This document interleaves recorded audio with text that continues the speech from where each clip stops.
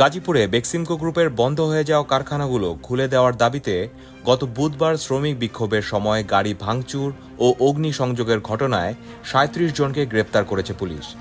কাশিমপুর থানার ভারপ্রাপ্ত কর্মকর্তা মোহাম্মদ সাইফুল ইসলাম দ্য ডেইলি স্টারকে এ তথ্য নিশ্চিত করেছেন। এর আগে এই ঘটনায় গ্রামীণ ফেব্রিক্স কারখানার প্রশাসন বিভাগের ব্যবস্থাপক তরিকুল ইসলাম গত বৃহস্পতিবার একটি মামলা করেন।